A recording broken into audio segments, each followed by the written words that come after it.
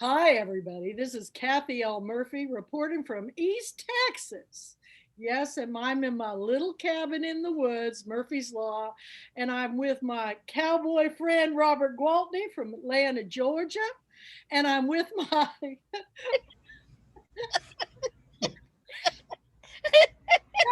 hat wearing friend from Chicago, Ruthie Landis. Okay, first, you have to tell about this hat.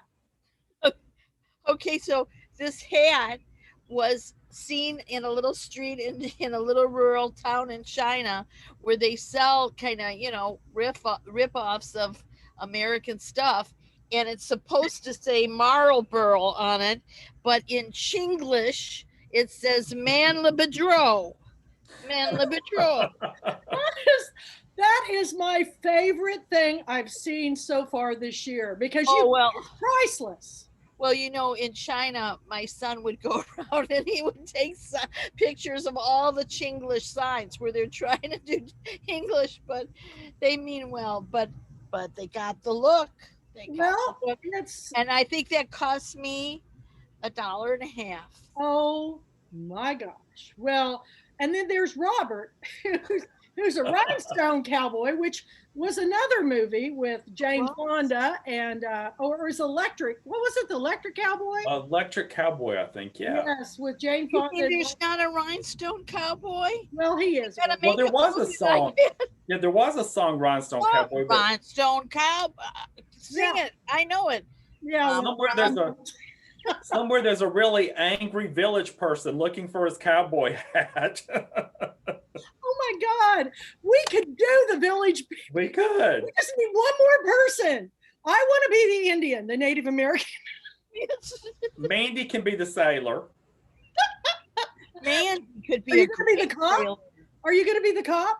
I want to be the cowboy. Oh, He's the rhinestone cowboy. we've got We need a construction worker. Who sang that song? Who sang that song? That sounds like a Rhinestone cowboy. wasn't that like Diamond? Was it John Denver? No. No, it was Diamond. Okay, Google Neil it. Diamond. Google Neil it. Diamond. Oh, the rhinestone cowboy. Oh my God! I mean, that was the biggest song ever. I can't remember. So when that song came out, I was a little boy. I thought that it said, I didn't know that it was Rhinestone Cowboy. I thought it was Riding Stone Cowboy. Well, that was I don't even know what that was supposed to mean. maybe that was. I won't even go there. I can't. That you just left that one wide open. Yeah, don't go there. Just No. don't go there. No, not gonna Because go there. urban cowboy does go there with her. Well, I have not watched this movie since it came out. And I was thinking it was later, but it was 1980 when it came out. And it all stemmed from a story that this guy named Aaron Latham, who was a reporter, a journalist with Esquire magazine, Mhm. and his boss, I was reading, went down to Houston to speak at Rice University with Esquire. And part of his honorarium, he asked him to take him on a nightlight tour of Houston. So the Rice University people took him to Gilley's, which is in Pasadena, not far. And he couldn't believe what he was seeing because it's honest to God a subculture in America. I mean, they have a place called, I think it's called Cowboys and Rhinestones in New York. Diamonds and Cowboys, it's a gay bar, but I used to love to go by it and take pictures because it's all blinged out and everything. And all these men would go dressed as good looking cowboys, I'm going to tell you. And, but this place in Pasadena, Gilley's, was probably at that time one of the hottest nightclubs in the country. I mean, everybody flocked to go down there. And so, anyway, this Aaron Latham went to this. He got on a plane, flew down there right away, and he went to it. And he wanted to see if he could find somebody there who had met at Gilley's and then had this got married meeting at Gilley's. And all night he couldn't find anybody at all. And then about 2 o'clock in the morning, this girl came in and she rode the bull standing up. I'm going, oh my God, she must have been one tough cookie. But he interviewed her and he found out that she had met her ex-husband at Gillies, and they actually, I think, got married at Gillies. And this is what he drew from this whole story. But the interesting part about it was, this is all on YouTube. It's Aaron Latham talks about, where the story came from. And he said, I just thought it was a great story. I had no idea every movie company in the world wanted to make it into a film. And this was what John Travolta in an interview said was his big breakout film, from him taking from, Barbarino on, the television show to film. And it made him an instant star. And I have to say, they played their parts so incredibly well. And it reminded me so much of high school, because this is what I grew up with. I mean, people going to the honky tonks and doing, the two-step, and, and the way people dance with that dance when they're really good is they hold the girl by the hair. It's so bizarre.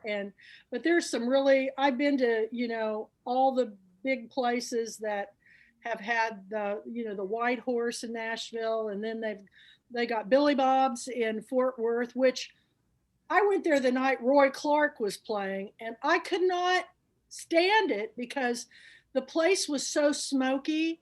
All I could do was cry.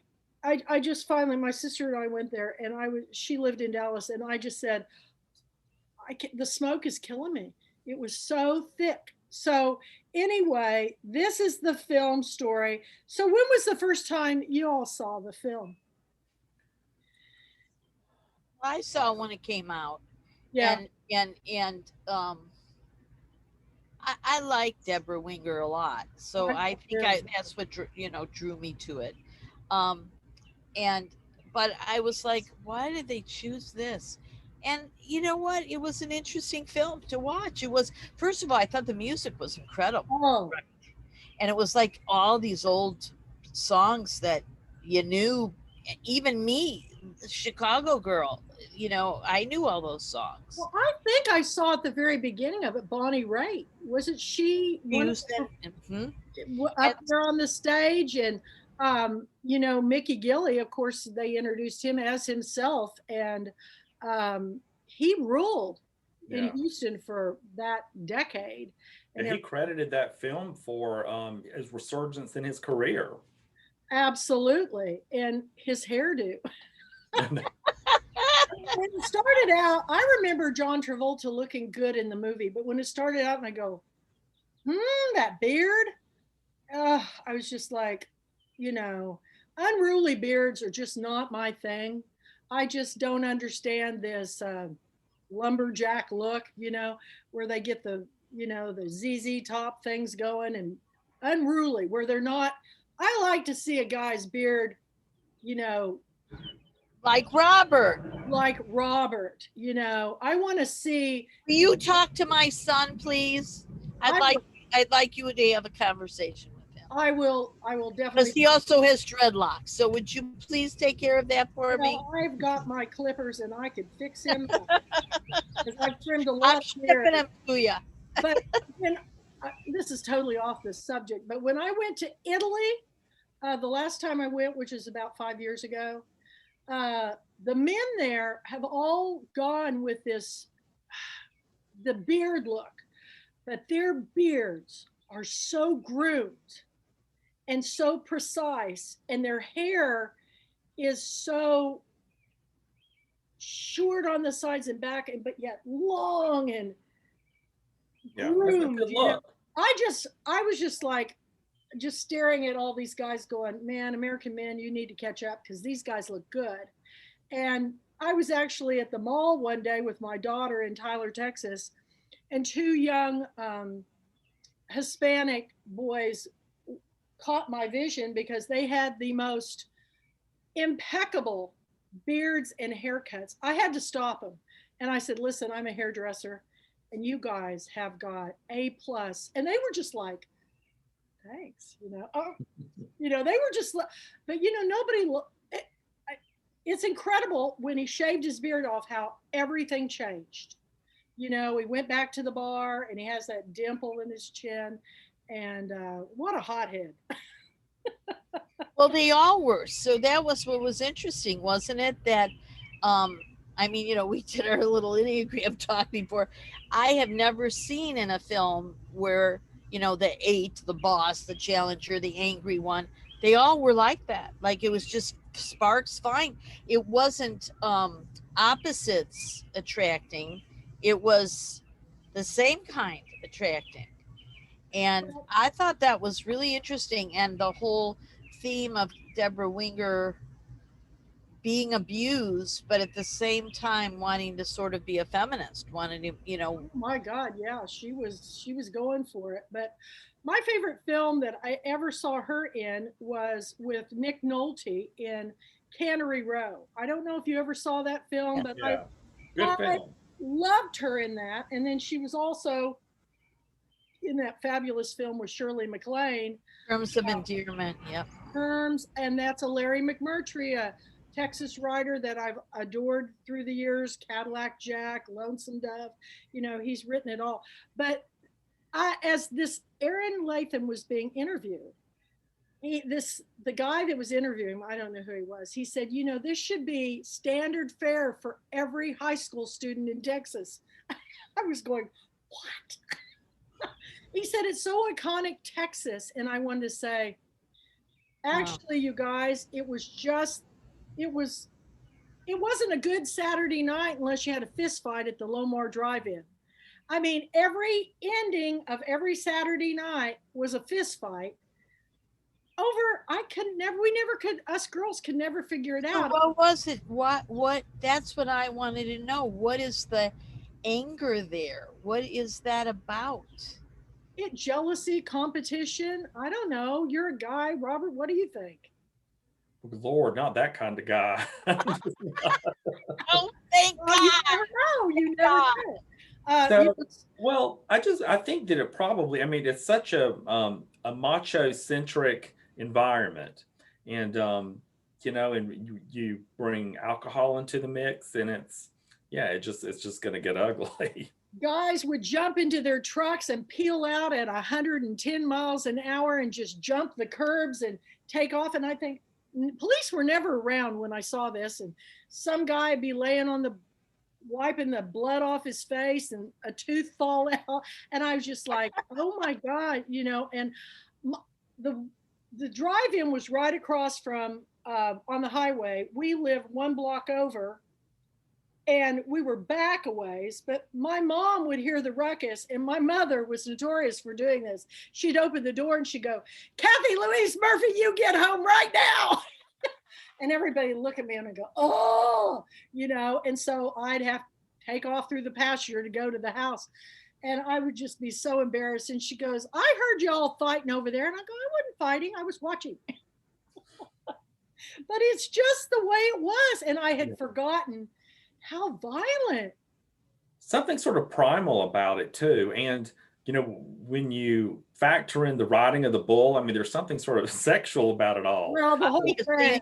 When she does that, when Scott Glenn comes over and teaches her how to ride the bull, and he says, imagine you're still on your honeymoon, which was only a week before, because they got married right after their first date.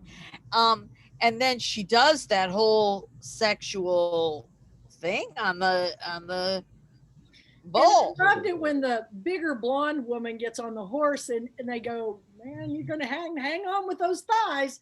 And she goes, oh, I don't know. Something might happen. He goes, hey, any part that gets sore, I'll kiss it. I was just like, oh my God. Oh my God. And this talk about very much pre Me Too, right? I mean, right. And certainly misogynistic. I'm still thinking about the reporter saying every high school student should see this. Yeah, that's a bit shocking.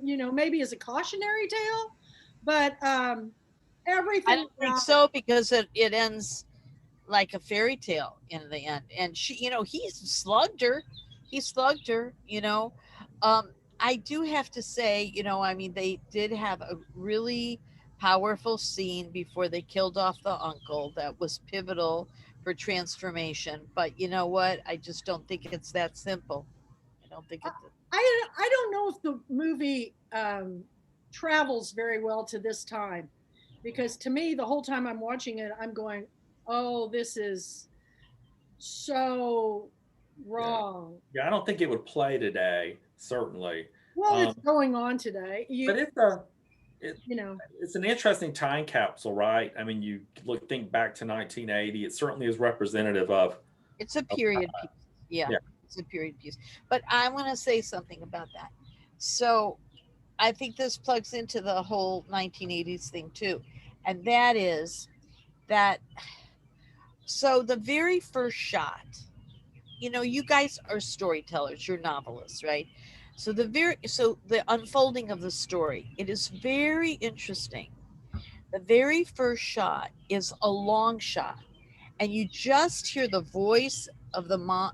They're at the kitchen table, he comes down the stairs, then they pack him up into the car, but you never see them. They're this big, you never get a sense of who they are, his parents. Where did he come from? How did he get like that? They don't let you even glimpse it.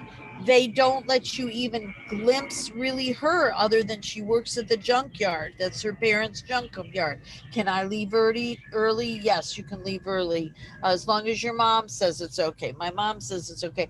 And that's it. I know that. Like, they gave no background of how these two people came to be who they were.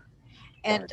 And so right off the bat, I felt like, why did they do that? Like, what there was no sense of any kind of depth to the characters. I I think mean, it was a Bud and Sissy story, and I think it also is very telling for that time period. Nobody really ever gave the backgrounds of who people are like they do today. Where they came from, or flashbacks when they were children, their dad beat them with a switch or something. I just think it was that time, and they were really trying to capture that bar um, subculture that happened, because they met at the bar, they went to the bar every night. That's not normal. I mean, who goes to the bar every single night, and that's the way those kind of places are. And if you grow up in a neighborhood, or like in Jefferson, the hub of the town is the bar. It's not a men's only place. It's where everybody goes to socialize. In a small Now in my hometown, we had the half dollar and the silver dollar and the wagon wheel, and Mary Lou's out on the highway. And good girls did not go into those places at all. So did you go?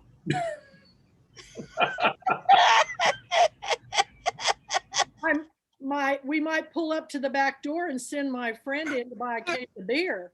I never forget my friend Pam. Oh, she's going to kill me. But she went in the back door of one of them. I can't remember which one. And it was a $5 for a case of beer in her pep club uniform. That's small town living, man. And I still can't believe they sold it to her.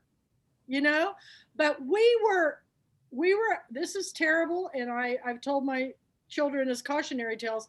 In small towns, you get bored, and we drove around and drank. I mean, that's what everybody did. And I don't remember really anybody ever having any accidents because of drinking and driving. Um, Everybody was just so accustomed to it. They were just used to it. And they were just good at it. Yeah, they were. You get good at it. And I can remember. Oh, I shouldn't tell these stories on myself, but I can remember. Well, I'm not going to tell anymore because I'm Good. I think that's smart. I think it may be out in a book later on, because I am almost 65. Those stories do come out. But what about you guys? Did you have that growing up? Did you have that? bar scene, or it may not have been a cowboy bar scene, but was there that, um, you know, Well, so I mean, I had a sort of a non-traditional teenage hood, I suppose. I mean, I really was pretty isolated just because of just because of safety reasons. I kept myself away from places, which is another story. But I think that in where I grew up, there were those places. There was the pool hall, there was the bait and tackle. we So those were the places that folks would go and hang out. There was the American Legion. oh yeah, yeah. Yeah. So in the small town that I grew up, those were sort of the places. But the women didn't really go there, did they? Well, Some women. not ladies. And then of course the young people who couldn't go to those places would really just sort of cruise up and down this little strip of road. Yeah. That's mostly what we did. How about you, Ruthie? What did you do? Well, now I'll tell on myself. So I was in the theater crowd, right? Right. So we didn't go to bars. Right. We created coffee shops, like not really coffee shops, but like night where there'd be folk singers and we'd bring in the folk singers. We were the hippy dippies. And so no, it was more like a little pot more than drinking. You know what I mean? I think when I got into college, it was more like that too. We all went to, as groups to certain nightclubs or certain clubs and hung out together, or we had house parties, with weird things. But this subculture of the cowboy is kind of an iconic, a lot of people, there came out the time where, um, they talked about drugstore cowboys, the person who dressed like a cowboy, but really was just the one that wore the cowboy hat to town with the too nice of jeans and whatever.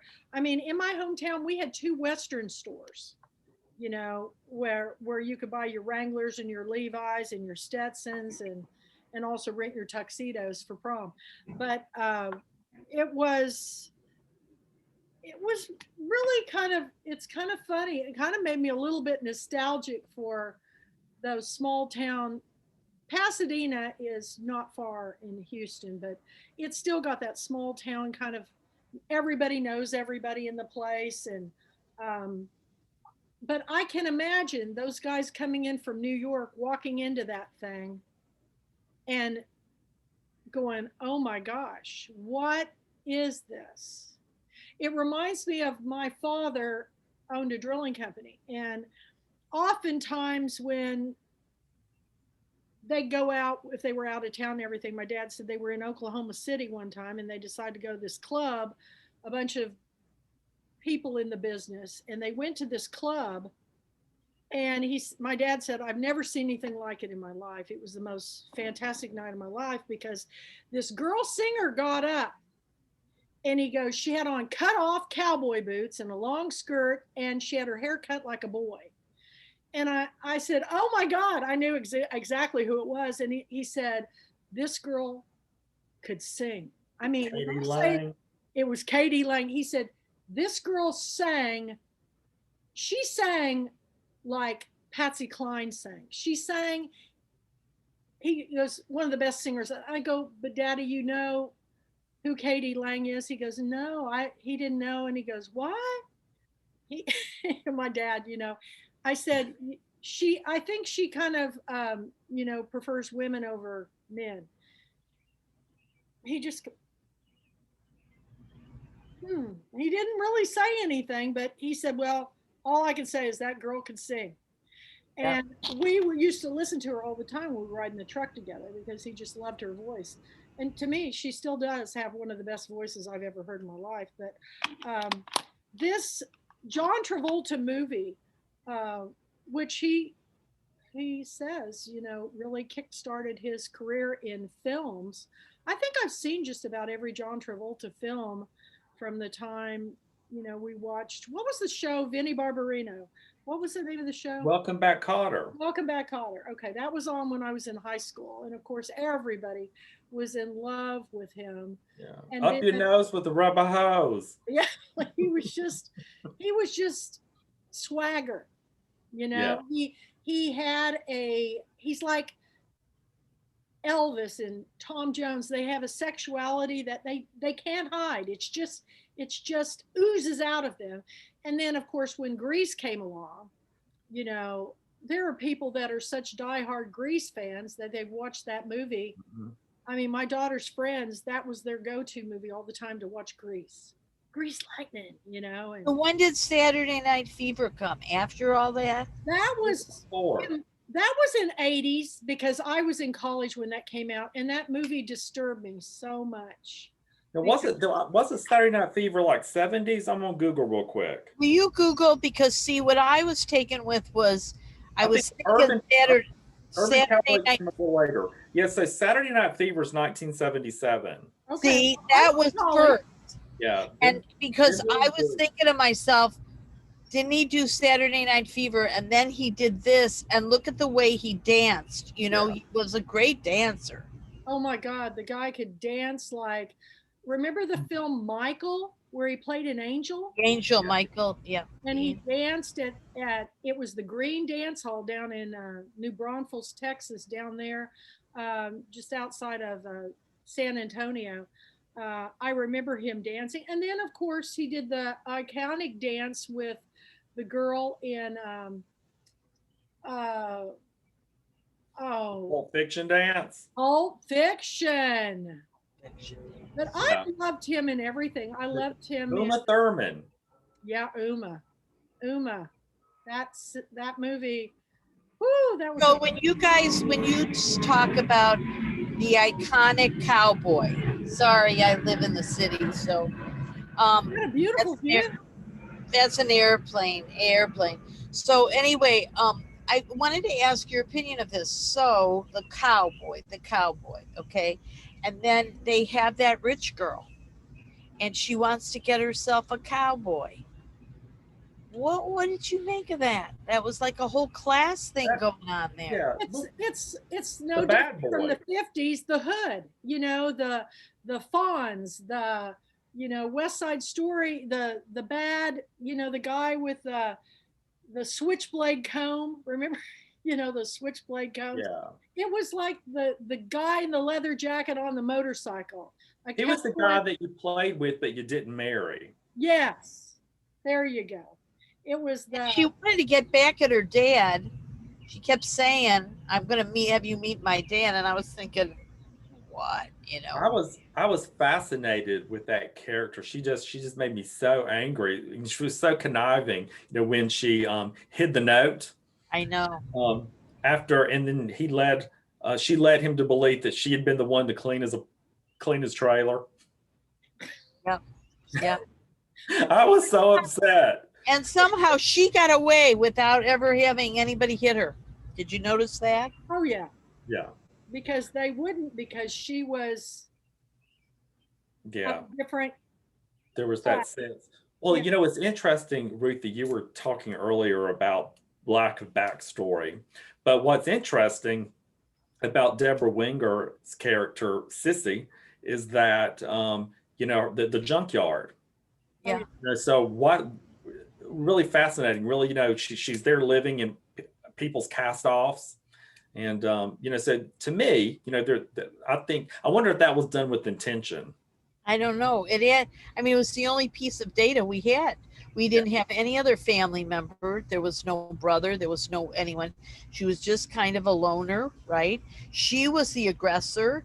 She had seen him the night that he had gone off with the two girls, and woke up in the morning with two girls, his first night there. And then she was the one who went up to him at the bar and says, "Do you know how to do the two-step? And you want to prove it to me?" So she was a loner. She had one friend. That's all we know. And she was the aggressor in it. Asked him to dance. So, yeah, I was just, there were little clues. There was no clues about him other than his aunt and uncle were really nice. The aunt and uncle were like, I bet back in their day they were just like that. You know what I'm saying? Hellraisers. They had calmed down through the years. Yeah. I think because they were, he was always like, he he knew when he was with the two girls, oh, looks like Alka-Seltzer is on the menu. And then they told his mom that he'd gone to church. Oh my God. So, a few behind the scenes bits of trivia. So John Travolta quit a film to take the film of Urban Cowboy. Really? He turned down American Gigolo Well, No. to do Urban Cowboy. Yeah. So Richard Gere, right? Richard Gere. Mm-hmm. I think he made a good choice myself. I know that film got all kinds of acclaim, but Well, what you don't know is if the film would still be the film that it was had it been cast differently. You just never know. There's just no way to tell. And they had to fight for Debra Winger. Sissy Spacek was up for the role of Sissy. she would have been good. As was Michelle Pfeiffer. Oh, she would have been good. Yeah. They're two of my favorite actresses. They would have done great. Now, also, Patrick Swayze's mother, Patsy Swayze, I think that was her first job as a choreographer in a Hollywood film. Really? Well, she did that dance he did was amazing. In fact, I think the dancing that he did in this film was probably the best I've seen, because it's not easy to do the two-step, because it's, step, step, quick step, it's really different. And if you don't know how to He do it, was turning him around and his shoulders were engaged. and the way he could, and and the poor girl's doing it all backwards. So, but that's the kind of dancing I grew up with and that we did in college. In fact, I fell madly in love with a senior when I was a freshman, because he could two-step better than anybody I'd ever seen in my life. And he was a little out of my league. I was just a kid. But anyway, if you were a good dancer, that was a sign of masculinity in country western dancing and culture. Well, and there are also sexual signals there. Hey, I can dance well. I can move well. I can stay on the bull. No matter how fast or slow it's right. Oh my God. Yeah, there's a lot of sexual undertones in this film. But I think the chemistry between Debra Winger and John Travolta was pretty real. I think, I don't know. I haven't heard much from what she's doing now. I mean, John Travolta is still doing films, but his wife died last year. Yeah. And he lost his son before that. So he's had a lot of just an interesting life, lots of rumors about Mr. Travolta and who knows where the truth is. But I believe he was at his most handsome in Urban Cowboy. He was young and up and coming in Saturday Night Fever. He was great in Grease, but he was just one good looking fella in Urban Cowboy. I have to say that of all the movies that I've seen him in, that was the best light. And he was totally masculine. There was nothing in Grease and in some of the other films he said, he was in Hairspray. I mean, he did. Yeah, he played Mom.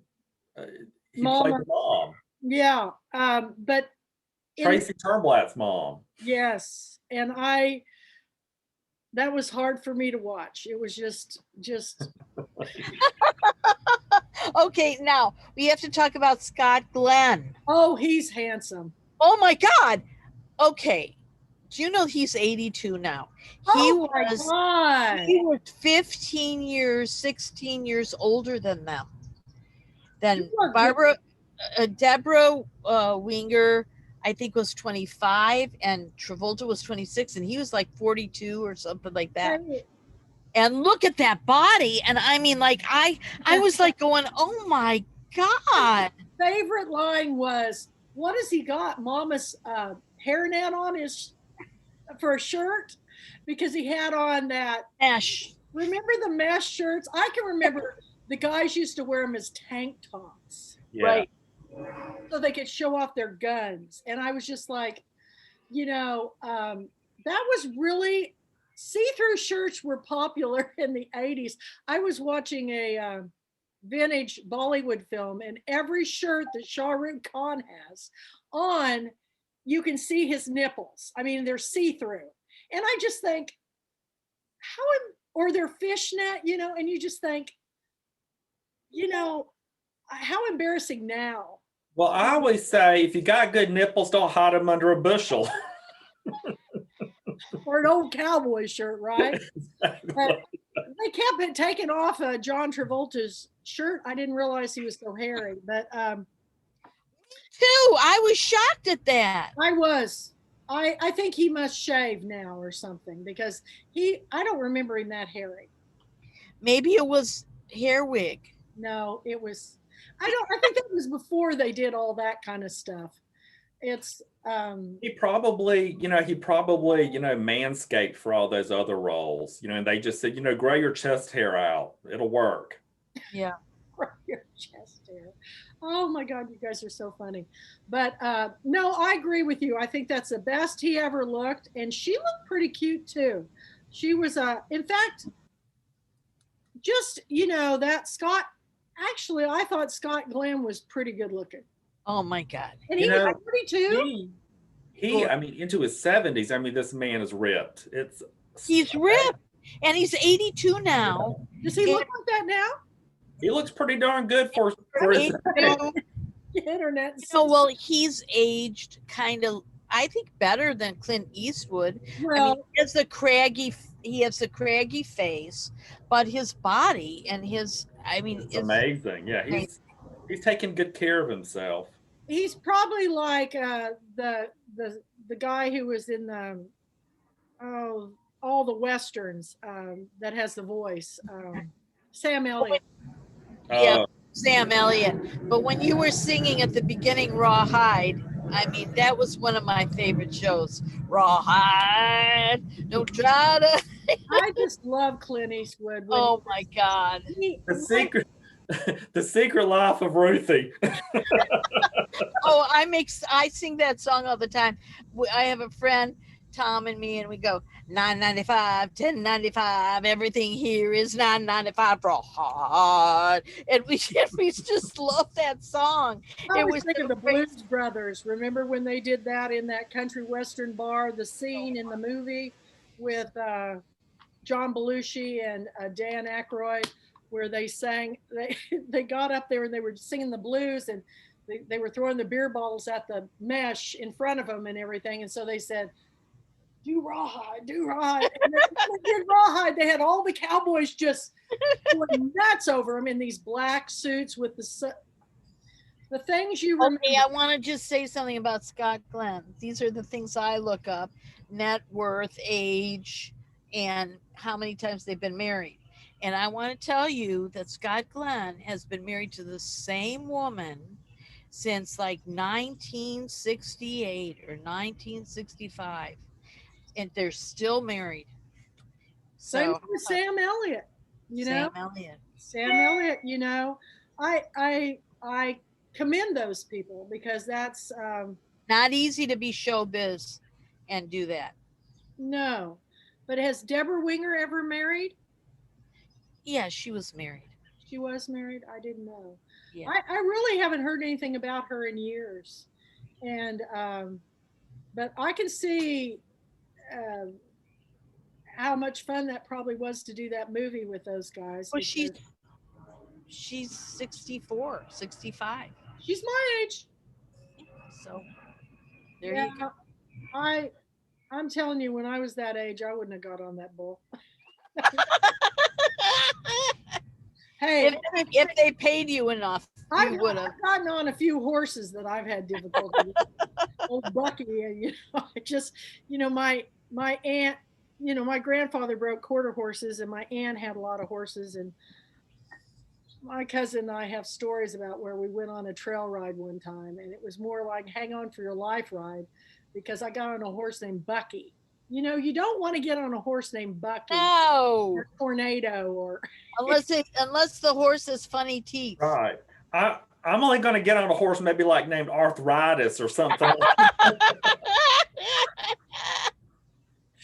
The last time I went horseback riding, you will not believe who I went horseback riding with.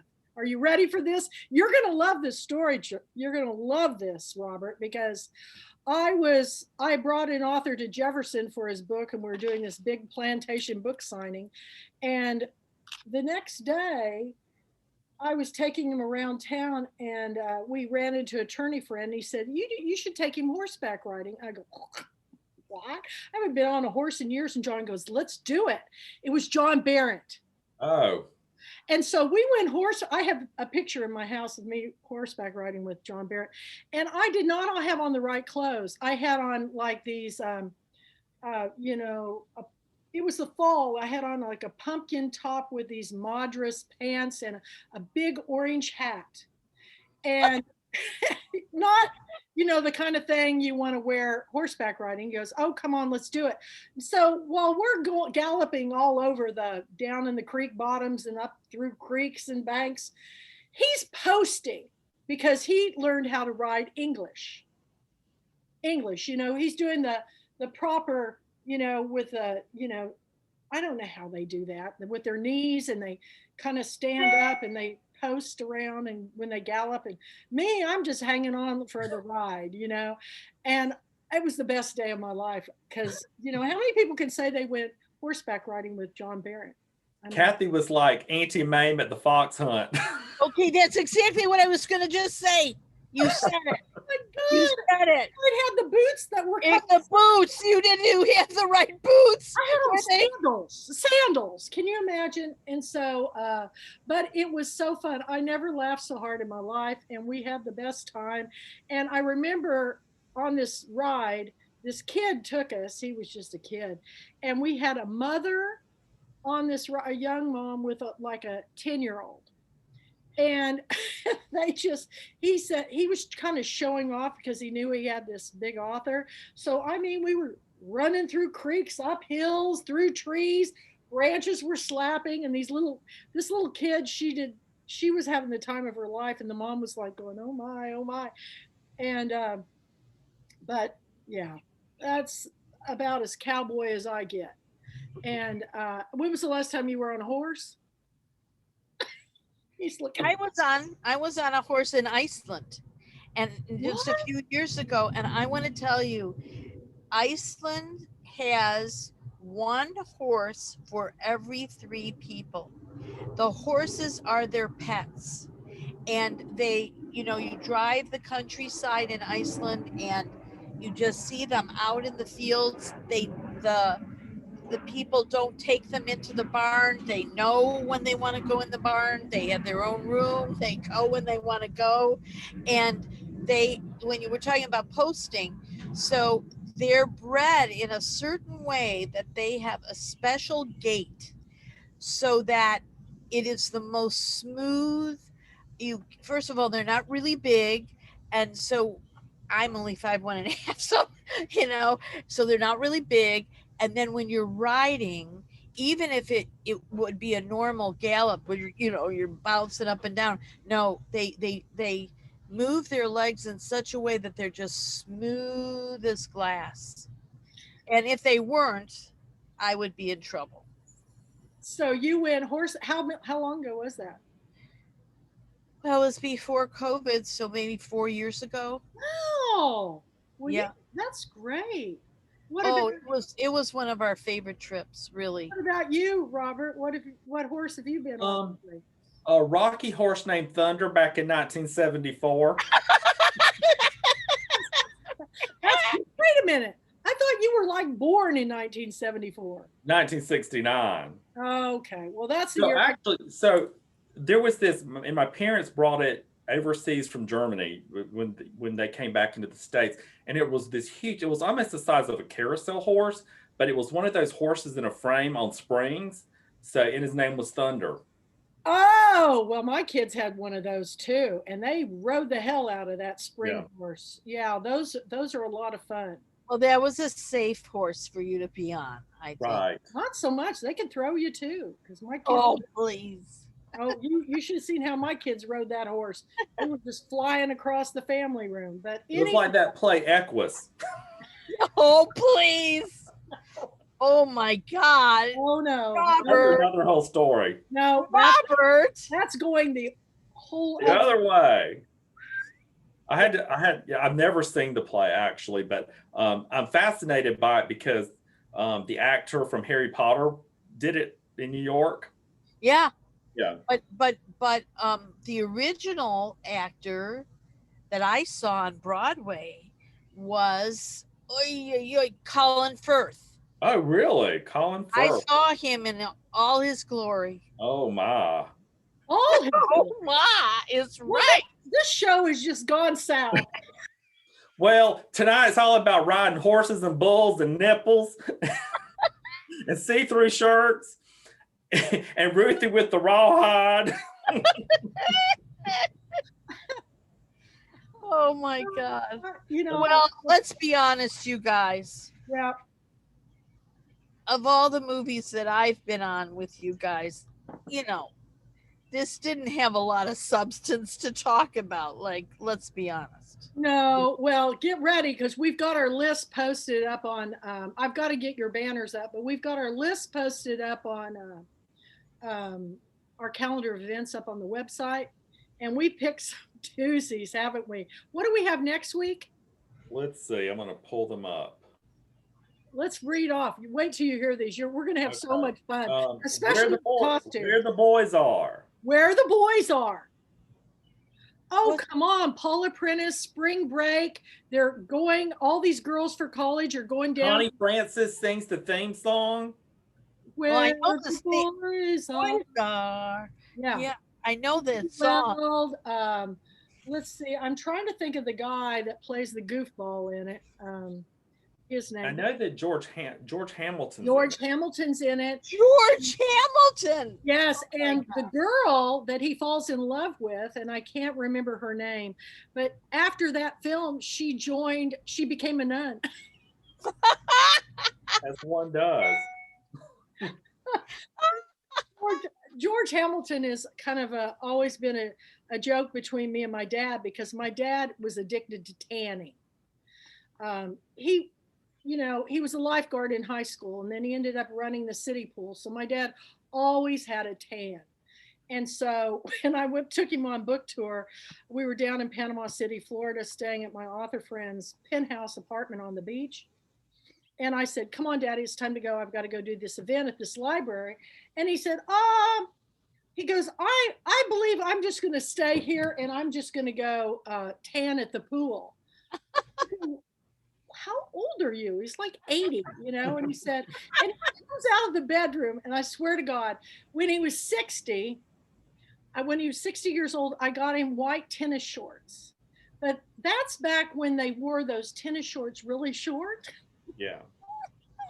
With a little, no shirt, and then they'd have a matching jacket, you wear the pool or what. He had on these white shorts.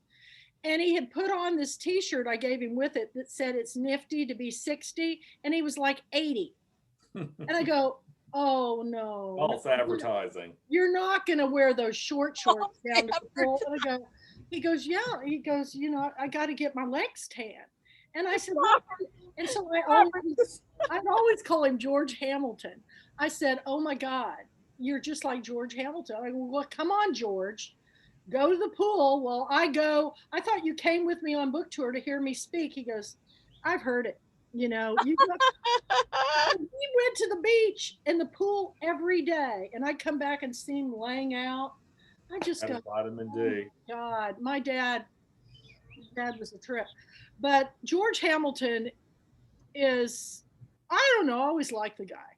I always thought he wasn't my type, but he had that very preppy socialite look about him. Yes, he was very country club. Mm-hmm. And privileged. And if you ever want to read a biography, you should read about his childhood. It was tragic. It was his mother. It was a horrible story. She was a wonderful woman, but that she got divorced and then she became prey to a lot of she was very beautiful and voluptuous, and they ended up making a movie about her. I can't remember what it was called, but yeah, George Hamilton's in it. And I love this guy. He's really funny. But there was Tuesday Well was in it, and there's a bunch of people. So we're doing Where the Boys Are Yep. next.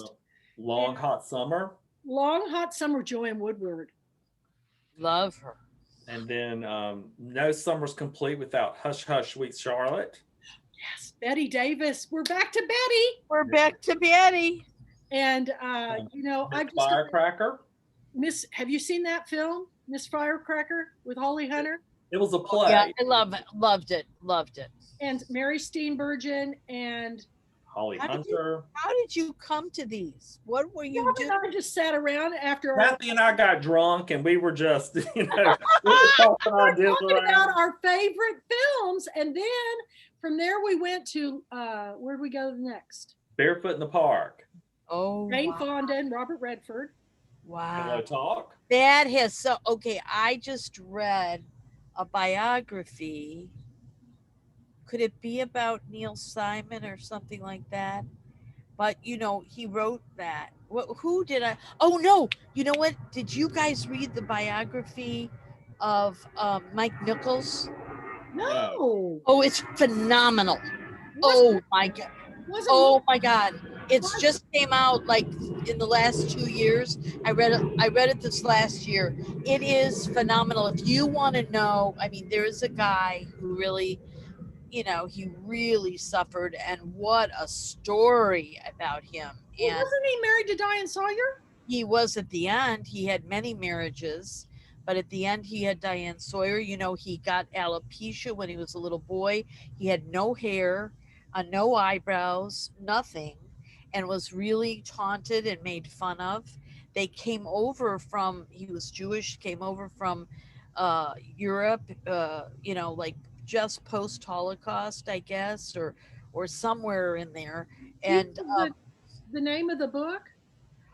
Mike Nichols. Okay, I guess I can. It is fun if you want to know dirt behind lots of the. Who wrote it? Broadway. Oh yes, and films, because he was what would go from Broadway to film and back and forth. Such tortured, but worked with the greats. Oh my God, it's so up your alley, both of you. I'm going to read it. It's an excellent. I couldn't put it. It's not an autobiography. It's a biography. No, he's dead. So unless he sent it over from the other side. Well, he could have started it and somebody finished it, but well, no, he did allow this guy who wrote it, this pretty well-known guy, to interview him. There was millions of interviews in it where he allowed him to interview him, and was very forthcoming about all of it. So when the last thing that you just said, Barefoot in the Park, so he directed that. And this whole relationship with Neil Simon and him, and Robert Redford and him, and then Dustin Hoffman and with him. I mean, it is the perfect book for the two of you guys. Okay, well, I'll check it out. And then we're doing two back-to-back. We're doing Pillow Talk. Pillow Talk. And Move Over Darling. Oh, adorable. Rock Hudson, and one with James Garner, who I know. It's my favorite. Oh, James Gardner, me too. Oh my God, did I love that guy? You've got to read his biography. I actually made that a Pulpwood Queen bonus book club selection. You know, he was raised in Norman, Oklahoma, and he's the only person that I know of that went up against the big studios when the television show Maverick was out. Yeah, it was the most popular show on television. And yet they said they were losing money on it. Well, what the studios would do was they would bundle a series of shows together. So they got the losers with the big guy. And so it shows that first of all, that the big guy that they need to pay residuals to is not as much as they have to pay residuals to. Well, he sued the studios and he won. And he got all the money, and then I think he's down to earth kind of guy, just really a down to earth kind of guy. Yeah, I really I know he, you know, he's an older gentleman, but I've always thought he was. Well, maybe he's going to listen to this interview. You know, but He's He gone. might. He He's might gone. be knocking at your door, darling. No, he's gone. He's Oh gone. no! Did Yeah, he die? When did he die? a while back. But his best friend was James Hampton, who James Hampton was the film director who did Sling Blade, and he started out as an actor. He's from Texas, and he started out as an actor, and he played the bugler on F Troop. And him and Oh James yeah. both lived in Dallas, and they were big golfers and everything. And James Hampton is married to my Pulpwood Queen actress friend, Mary Deese Hampton, who just had a book come out on her husband. So You Want to Be in Show Business. Fabulous book. And he was on Johnny Carson more than anybody. Johnny Carson loved him.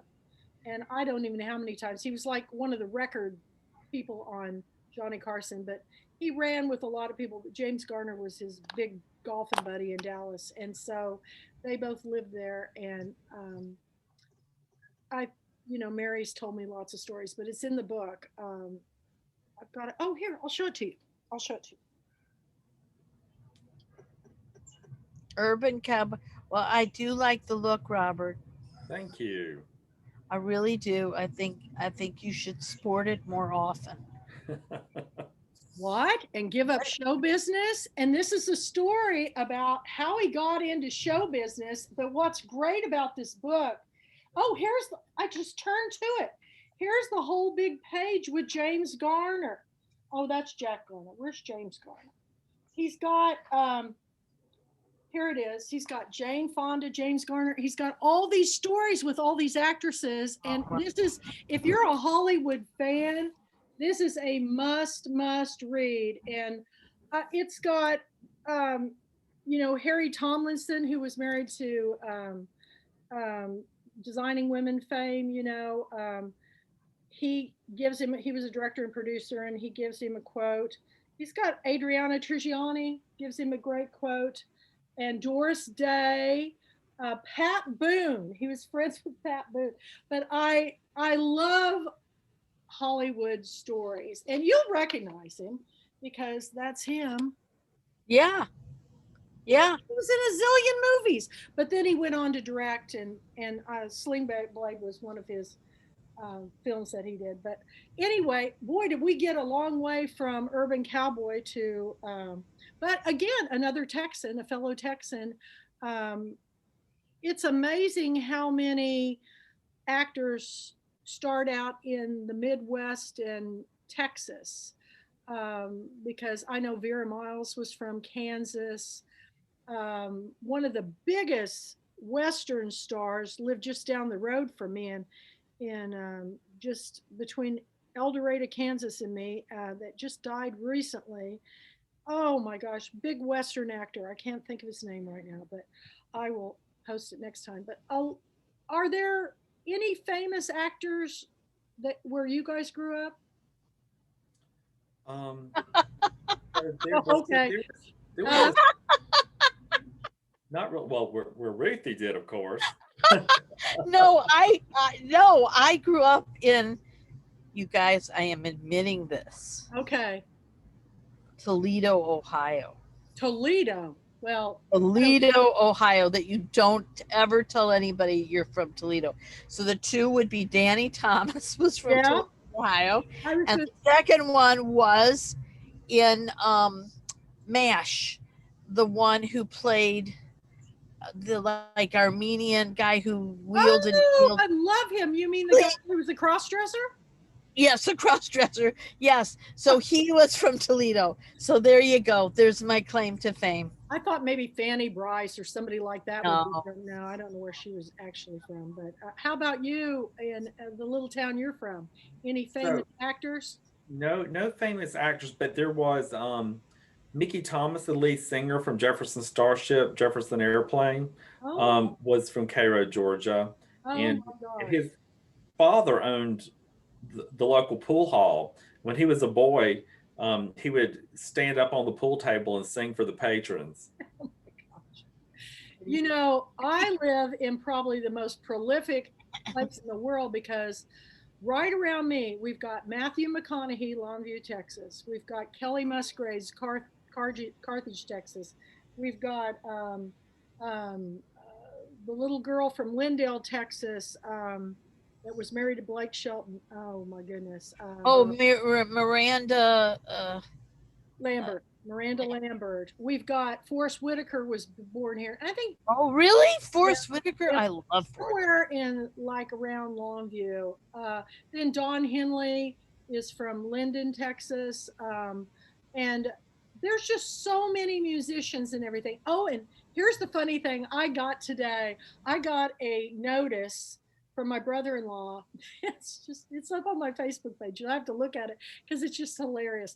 There's always celebrities going to Jefferson, Texas because it's very hilarious. I mean, historical and hilarious. But they go there because it's close to Shreveport and it's historic and quiet and quaint. And my brother-in-law shows the wagon ride. They do, historic wagon rides. And it's in the distance and it says, Marty Stewart has been sighted on this wagon. Marty Stewart, the Nashville singer. He always had the rock star hair, and he is a fabulous performer. I saw him in concert in East Texas, but Lyle Lovett goes there all the time. They're always. I know when they were doing the Great Debaters, the actor who starred in that, and I think he produced it. Denzel Washington. I was at my shop and I get a phone call from my friend in Dallas. She goes, go outside the porch and look in front of the Jefferson Hotel, which is like not even a half a block. And there, standing in front of an SUV, was Denzel Washington. He was scouting for locations for The Great Debaters, which was filmed in Marshall, Texas. But it's amazing. I've seen more Hollywood stars here than I did when I lived in San Diego. The only persons I ever saw was the guy who was the station manager on WKRP. Remember with Lonnie Anderson? He came in one day to buy some perfume for his wife. And Whitney Houston was in the store one time. But the biggie was I was doing the Elizabeth Arden makeovers for this Black Gammon fashion show. And they brought in Carol Channing. And I remember she came, the escalator would come right down to where my Elizabeth Arden counter was, because we were the center, big line for the store. And she came down the escalator and she had on a full-length Black Gammon fur coat. And I think she had on a sequin tank top. It was very loose, but she had on a micro mini leather skirt that, honest to God, if she moved in any form or fashion, everything would be revealed. And we were just like, and then she's coming down in a band of leather with this long coat and that big white, the big red lips and the big hair. But that, I never really saw any celebrities. So I did leave someone out. Oh. So about 20 minutes away in a small town, a larger town than Cairo, Georgia, where I grew up, in Thomasville, Georgia. Joanne Woodward was born in Thomasville, Georgia, and spent much of her childhood there. Do they have her childhood home there and everything? You know what? I don't know about her childhood home, but I put so Joanne Woodward is sort of like a little Easter egg in my novel, The Cicada Tree. She springs up and makes a couple of appearances. You never really hear her speak, but she's there. I've always loved her. I've just thought she was one classy woman. Oh my goodness, I can't imagine. Some of these all have to. My kids always call me during. They know that every Tuesday night I have book club, and every Saturday night, and that's when they always call me. All right, I have one more thing I have to add. So, when I went to Jefferson for Pulpwood Queen, and you that time were the Dolly Parton lookalike. Do you remember? Mm-hmm. You did a Dolly Parton. Well, that was in this movie too. Oh my goodness. Remember you had everybody the people dressed up as Dolly Parton, and I was going, oh, and they did that too. And the aunt in this was so upset that she didn't win. She didn't really look like her. And he said, go ahead and pop the blues. And her big boobs, she popped the blues. That was pretty fun. But you know, I've loved Dolly forever because I started the Dolly Parton Imagination Library in Jefferson. It's been going now for over 10 years. We provide books. The Rotary Club that when I was president, we started this. We've been providing books for over 210 children every month, a free book. Oh, wow. In Marion County. Yeah, it's a wonderful program. So I'm a big fan of hers. And someday I've seen her in concert at the Grand Ole Opry on the 80th anniversary of the Grand Ole Opry, but I would love to meet her. She knows who I am, and she knows about my book club and my hair salon. And she's one of my favorites. In fact, the last role I played in theater, community theater, was I played Truvy in Steel Magnolias. And that was something. I said, that's it, I retire, because I was in every scene and I had to do hair through the whole movie. So it was like hard. It was really hard trying to get the timing out. And I remember on one of the nights that we did the show, I was, it's when the daughter has the blood sugar thing happen. Yeah. And this was actually my kid's cousin who played the young Julia Roberts character.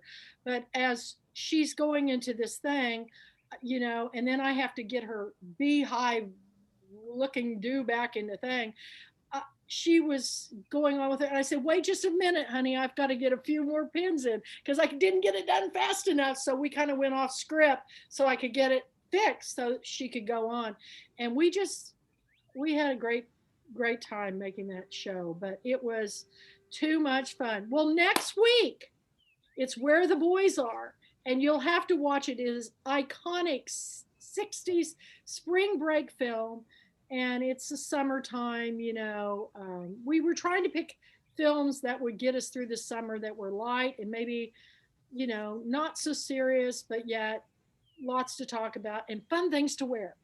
So I have no idea what I'm going to wear for Where the Boys Are. I'm sure not going to wear a bikini, but Okay, I will. Okay. Will you please? I'm going to hold you to that.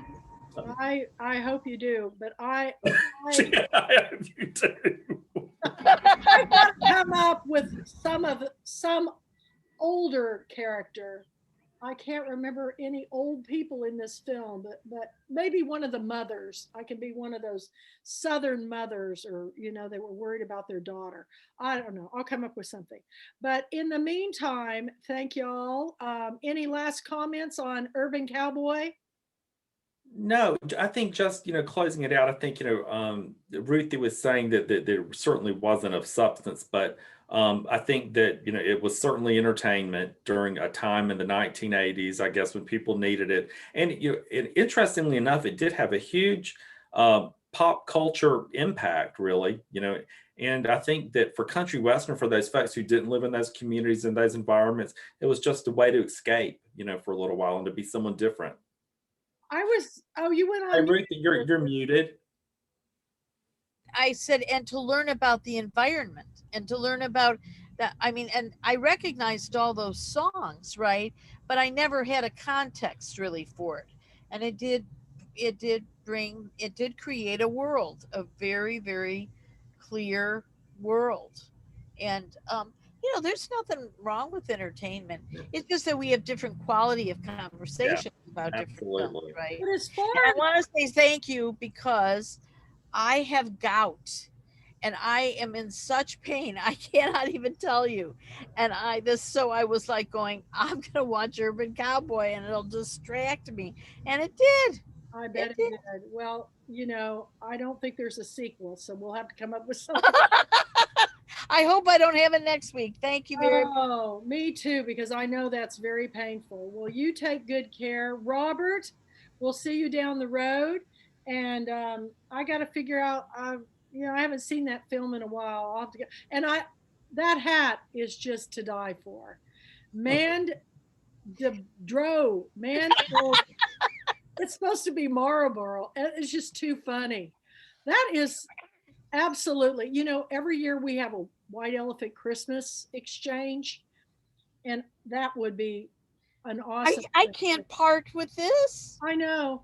It's kind of like I won one year these felt stockings that have plastic elves on them. And the elves are like, they look like Elf on a Shelf, but they're from the 60s. Oh, I know those. Goes, Yeah. oh my God, I've got to have those stockings. I go, I would not part with those stockings if my life depended on it. But we always have, it would be fun to do an online white elephant gift exchange this year.